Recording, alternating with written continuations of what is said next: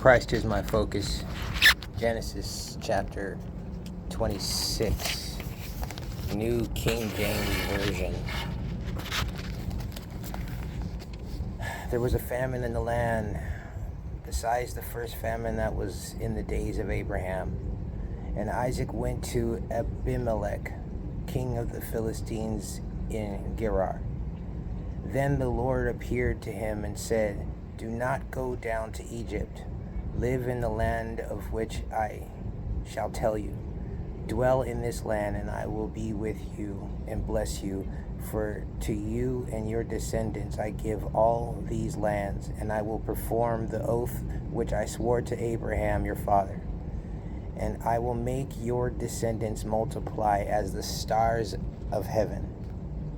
I will give to your descendants all the lands, and in your seed all the nations of the earth shall be blessed, because Abraham obeyed my voice and kept my charge, my commandments, my statutes, and my laws."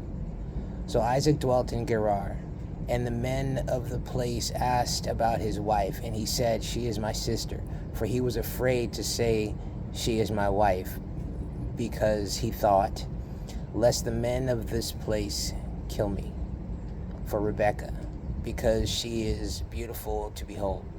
Now it came to pass, when he had been there a long time, that Abimelech, king of the Philistines, looked through the window and saw, and there was Isaac, showing endearment to Rebekah his wife. Then Abimelech called Isaac and said, "Quite obviously she is your wife. So how could you say she is your sister?" Isaac said to him, "Because I said, lest I die on account of her." And Abimelech said, "What is this you have done to us? One of the people might soon have lain with your wife, and you would have brought guilt on us." So Abimelech charged all his people, saying, "He who touches this man or his wife shall surely be put to death." Then Isaac sowed in the land and reaped in the same year 100-fold, and the Lord blessed him. The man began to prosper and continued prospering until he became very prosperous, for he had possessions of flocks and possessions of herds and a great number of servants. So the Philistines envied him. Now the Philistines had stopped up all the wells which his father's servants had dug in the days of Abraham his father, and they had filled them with earth. And Abimelech said to Isaac, "Go away from us, for you are much mightier than we." Then Isaac departed from there and pitched his tent in the valley of Gerar, and dwelt there. And Isaac dug again the wells of which they had dug in the days of Abraham his father, for the Philistines had stopped them up after the death of Abraham. He called them by the names which his father had called them. Also Isaac's servants dug in the valley, and found a well of running water there. But the herdsmen of Gerar quarreled with Isaac's herdsmen, saying, "The water is ours." So he called the name of the well Esek, because they quarreled with him. Then they dug another well, and they quarreled over that one also. So he called its name Sitnah.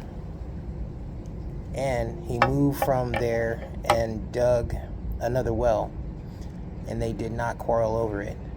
So he called his name Rehoboth, because he said, "For now the Lord has made room for us, and we shall be fruitful in the land." Then he went up from there to Beersheba, and the Lord appeared to him the same night and said, "I am the God of your father Abraham. Do not fear, for I am with you. I will bless you and multiply your descendants for my servant Abraham's sake." So he built an altar there and called on the name of the Lord, and he pitched his tent there, and there Isaac's servants dug a well. Then Abimelech came to him from Gerar with Ahuzath, one of his friends, and Phishol, the commander of his army. And Isaac said to them, "Why have you come to me, since you hate me and have sent me away from you?" But they said, "We have certainly seen that the Lord is with you." So we said, "Let there now be an oath between us, between you and us, and let us make a covenant with you, that you will do us no harm, since we have not touched you, and since we have done nothing to you but good, and have sent you away in peace. You are now the blessed of the Lord." So he made them a feast, and they ate and drank.